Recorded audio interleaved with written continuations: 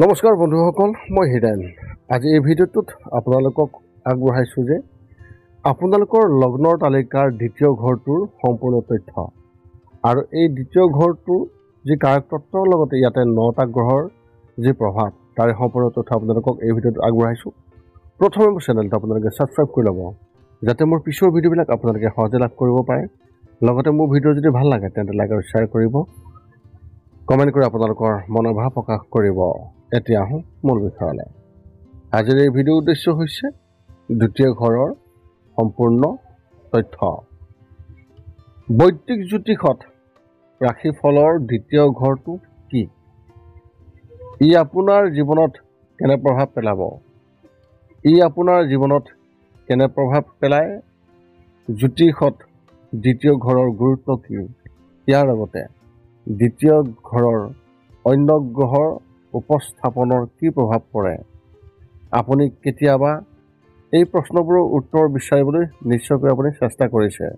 এই ঘৰটোত আমি আপোনাৰ এই সকলোবোৰ প্ৰশ্নৰ উত্তৰ দিবলৈ ওলাইছোঁ। বৈদিক জ্যোতিষত এই দ্বিতীয় ঘৰটোত 9টা গ্ৰহৰ প্ৰতিটো গ্ৰহৰ আপোনাৰ জন্মৰ তালিকাত কোনোবা এটা ঘৰত উপস্থিত থাকে। ইয়াৰ লগতে এই ঘৰবোৰক জ্যোতিষত 12টা ৰাশিৰ নিযুক্ত কৰা হৈছে।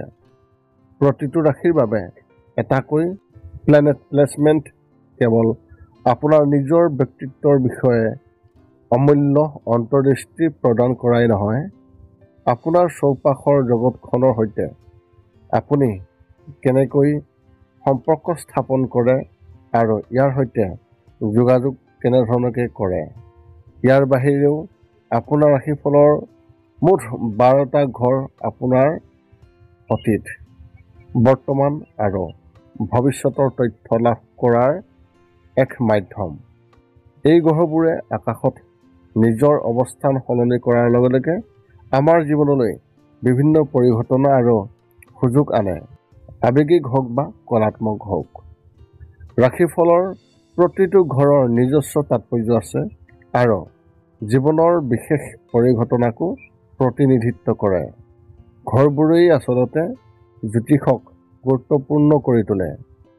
যদিও সেইবোৰ যথেষ্ট জটিল, তথাপিও আমি এই ভিডিঅ'টোত ৰাশিফলৰ দ্বিতীয় ঘৰটোৰ বিষয়ে বিতংভাৱে বুজাবলৈ আমি চেষ্টা কৰিছোঁ। যদি আপুনি জ্যোতিষ শিকি আছে, সেই ব্যক্তিসকলৰ কাৰণেও অতি সহায়ক হ'ব বুলি কামনা কৰা গৈছে। লগতে যিবিলাকে এই ভিডিঅ'টোত নিজৰ লগ্নৰ তালিকাৰ সেই ঘৰবোৰৰ বিশেষ তথ্য জানিবলৈ চেষ্টা কৰে, তেওঁলোকৰ বাবেও এই ভিডিঅ'টো বিশেষ বুলি আশা কৰা গৈছে। বৈদিক জ্যোতিষত দ্বিতীয় ঘৰৰ যি স্থান, সেই স্থানৰ ক্ষেত্ৰত শৰীৰটো আপোনাৰ প্ৰথম ঘৰত গঢ়ি তোলাৰ প্ৰয়োজন আৰু নিজকে ভাল অনুভৱ কৰিব বিচাৰে। প্ৰথম ঘৰত ভৌতিক শৰীৰৰ ক্ৰিয়াৰ ফলত দ্বিতীয় ঘৰ হয়। এই ঘৰটোৱে ধন, শস্য আৰু সাংসাৰিক সম্পত্তিৰ বিষয়ে ইংগিত দিয়ে। দ্বিতীয় ঘৰ আপোনাৰ আত্মীয় কুটুম আৰু আপোনাৰ বৃদ্ধিৰ পৰ্যায়টো সূচায়। আপোনাৰ জন্ম তালিকাৰ দ্বিতীয় ঘৰটো বৈদিক জ্যোতিষত ধনৰ ঘৰ বুলি ধৰা হয়। দ্বিতীয় স্থানত থকা গ্ৰহটোৱেও নিজৰ জগতখনৰ জৰিয়তে সুৰক্ষা বিচাৰে। ইয়াত ঘৰৰ মূল্যৰ বিষয়েও আলোচনা কৰা হৈছে। আপুনি বস্তুগত সম্পত্তিক কেনেকৈ মূল্য দিয়ে। নেতিবাচক দিশটো হ'ল দ্বিতীয় ঘৰটোৰ চাৰিওফালৰ এটা এলেকা। ই লোভ, আৰ্থিক সুবিধা বা কম আত্মমূল্যবোধৰ সমস্যাৰ ইংগিত দিব পাৰে। জন্ম তালিকাত দ্বিতীয় ঘৰৰ বিশদ বিশ্লেষণ তেওঁলোকৰ জীৱনকালত মুখ, দাঁত, বাক্য, জিভা, মুখগহ্বৰ, নাক আৰু সোঁ চকুৰ সৈতে জড়িত কিছুমান স্বাস্থ্যজনিত সমস্যাৰ বিষয়েও বহু কথা ক'ব। ইয়াৰ উপৰিও আত্মীয়ৰ পৰা জীৱনত পোৱা সকলো ধৰণৰ সহায়ৰ কথা প্ৰকাশ পায়। শুক্ৰ দ্বিতীয় ঘৰত অৱস্থিত এটা প্ৰাকৃতিক গ্ৰহ যিয়ে ব্যক্তিজনৰ ওপৰত যথেষ্ট প্ৰভাৱ পেলায়। আপোনাৰ অনুভৱ, সন্মান আৰু সেইবোৰ বস্তু ধনলৈ ৰূপান্তৰিত কৰাত শুক্ৰই গুৰুত্বপূৰ্ণ ভূমিকা পালন কৰে। মুঠতে দ্বিতীয় ঘৰটোৰ মূল কথাখিনি আপোনালোকে জনাটো প্ৰয়োজন। দ্বিতীয় গৃহটোৰ বৈদিক নাম হৈছে ধনভাৱ। 2 নম্বৰ হৈছে প্ৰাকৃতিক শাসক গ্ৰহ আৰু ৰাশি বিষ আৰু শুক্ৰ। 3 নম্বৰ হৈছে শৰীৰৰ আনুষংগিক অংগ, মুখ আৰু ইন্দ্ৰিয়। চতুৰ্থতে হৈছে দ্বিতীয় ঘৰৰ সম্পৰ্ক, আপোনাৰ পৰিয়াল, ঘনিষ্ঠ বন্ধু আৰু আপোনাৰ ওচৰৰ সকলো ব্যক্তি অৰ্থাৎ আপোনাৰ আত্মীয় কুটুম। দ্বিতীয় ঘৰৰ কাৰ্যকলাপ একে কাৰ্যকলাপ যিয়ে আমাক মাজে মাজে আনন্দ কঢ়িয়াই আনে আৰু যিয়ে আমাক সংযুক্ত অনুভৱ কৰায়। আত্মীয় স্বজন আৰু বন্ধু বান্ধৱীৰ সৈতে ধেমালি আৰু কথা পতাৰ সকলোবোৰেই দ্বিতীয় ঘৰৰ কাম কৰাৰ ইংগিত। আপোনাৰ লগ্নৰ তালিকাৰ দ্বিতীয় ঘৰত 9টা গ্ৰহৰ যি প্ৰভাৱ, সৰ্বপ্ৰথমে আপোনালোকক সূৰ্যৰ কথা ক'বলৈ যাওঁ।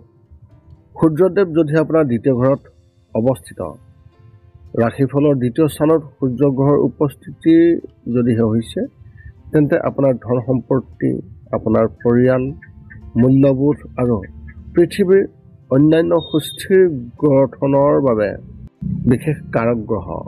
শক্তিশালী সূৰ্যই আত্মসন্মান আৰু স্বাধীনতা দিব।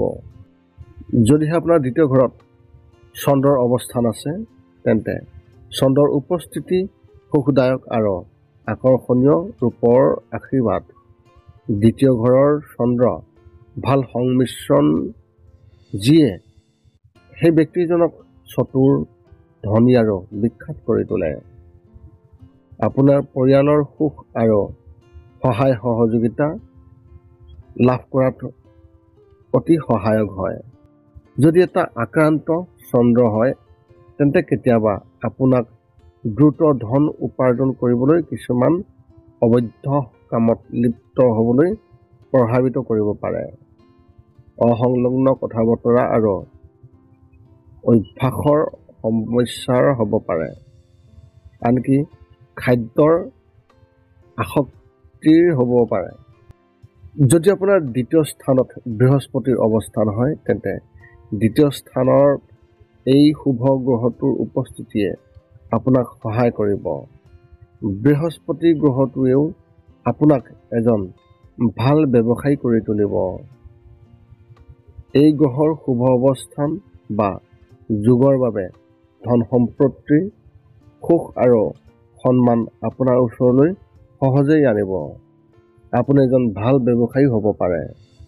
যদি দ্বিতীয় স্থানত বৃহস্পতি গ্ৰহ আক্ৰান্ত হয়, তেন্তে আপুনি আৰ্থিক সমস্যাৰ লগতে শিক্ষাৰ পথত যথেষ্ট বাধাৰ সন্মুখীন হ'বলগীয়া হ'ব পাৰে। আপুনি হয়তো স্বাৰ্থপৰ আৰু স্বাৰ্থকেন্দ্ৰিক ব্যক্তিও হ'ব পাৰে।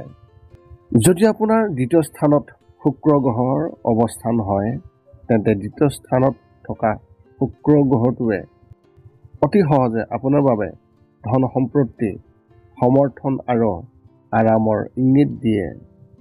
আপুনি আপোনাৰ ধন সম্পত্তি আৰু সমাজত মূল্য আৰু প্ৰতিপত্তি বৃদ্ধি কৰিবলৈ সক্ষম হ'ব। ব্যৱসায়ৰ জৰিয়তে লাভ অৰ্জন কৰিব পাৰিব।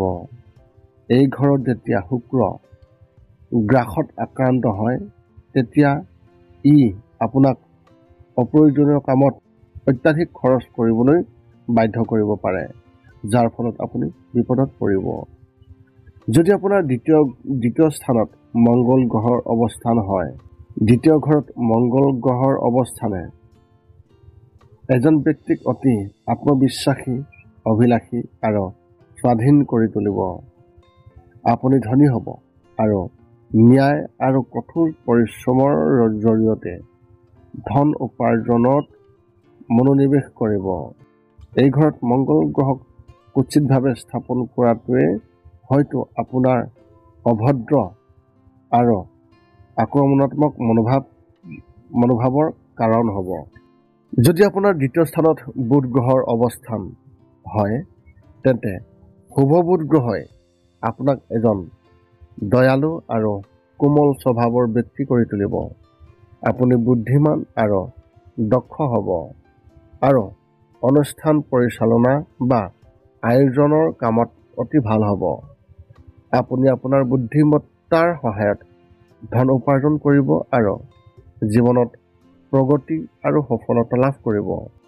যদি এই যুগৰ সময়ত বুধ গ্ৰহ কোনো অশুভ গ্ৰহৰ দ্বাৰা প্ৰভাৱিত হয়, তেন্তে আপুনি সঠিক সিদ্ধান্ত ল'ব নোৱাৰিব পাৰে।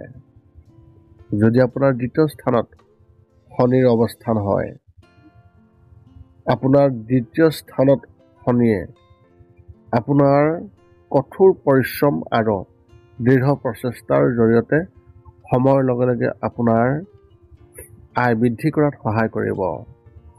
আপুনি বুদ্ধিমান সিদ্ধান্ত ল'ব আৰু সঞ্চয়ৰ জৰিয়তে ধন ব্যৱস্থাপনাত ভাল কাম কৰিব। তথাপিও আপুনি হয়তো এনে এটা পোচাক ধাৰণ কৰিব যিয়ে আপোনাক সন্তুষ্ট নকৰিব।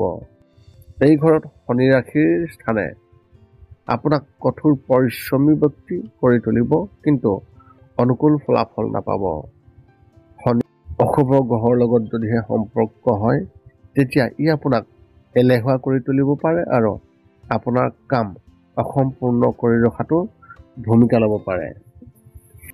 দ্বিতীয় স্থানত যদিহে ৰাহুৰ অৱস্থান হয়, যদি ই ঋণাত্মক গ্ৰহ, তথাপিও ধন সম্পৰ্কীয় বিষয়ত দ্বিতীয় স্থানত থকা ৰাহুক শুভ বুলি গণ্য কৰা হয়। এই সংমিশ্ৰণে আপোনাক অভাৱনীয় আৰ্থিক সুবিধা দিব পাৰে, লগতে পাৰিবাৰিক দায়িত্ব পালনৰ সুযোগ পাব। কিন্তু আপুনি আপোনাৰ খৰচবোৰ পদ্ধতিগতভাৱে নিয়ন্ত্ৰণ কৰিব লাগিব, কাৰণ ৰাহু যদি আন গ্ৰহৰ সৈতে অশুভ অৱস্থানত থাকে, তেন্তে তাৰ ফল প্ৰতিকূল হ'ব। যদি আপোনাৰ দ্বিতীয় স্থানত কেতুৰ অৱস্থান হয়, ৰাশিফলত দ্বিতীয় স্থানত অৱস্থিত কেতু গ্ৰহটোৱে আপোনাৰ বাবে আৰ্থিক সমস্যাৰ সৃষ্টি কৰিব পাৰে আৰু আপুনি অপ্ৰয়োজনীয়ভাৱে ধন খৰচ কৰিব পাৰে। এই পৰিস্থিতিয়ে আপুনি যিবোৰ মূল্যবোধৰ অৱস্থিতিত সেইবোৰৰ প্ৰতি আপোনাৰ অশক্ত স্থিতিও সূচায়। আপুনি নিজৰ মূল্যকো সন্দেহ কৰিব আৰু বহলকৈ ক'বলৈ গ'লে নিজকে আৰু আনৰ প্ৰতি অত্যাধিক সমালোচনাৰ অনুভৱ কৰিব। এই আছিল লগ্ন তালিকাৰ দ্বিতীয় ঘৰটোৰ সম্পূৰ্ণ কাৰকতত্বৰ বৰ্ণন আৰু 9টা গ্ৰহৰ অৱস্থিতিত আপোনালোকে কেনেধৰণৰ ফলাফল লাভ কৰিব প্ৰত্যেকটো গ্ৰহৰ ফল, তাৰে সম্পূৰ্ণ বৰ্ণন আপোনালোকক এই ভিডিঅ'টোৰ জৰিয়তে আগবঢ়ালোঁ, যাতে আপোনালোকৰ সুবিধা হয় আৰু আপোনালোকে যাতে জানিব পাৰে। যদি আপোনাৰ মনত এতিয়াও জ্যোতিষ সম্বন্ধীয় কিবা প্ৰশ্ন আছে, তেন্তে আপুনি আমাক এই ভিডিঅ'ৰ তলত কমেণ্ট কৰি অৱগত কৰাওক আৰু আমি আপোনালোকৰ সকলো প্ৰশ্নৰ উত্তৰ দিবলৈ আমি সকলো সময়তে সাজু আছোঁ। পুনৰ লগ পাম অন্য এটা ভিডিঅ'ত। আজিলৈ ধন্যবাদ।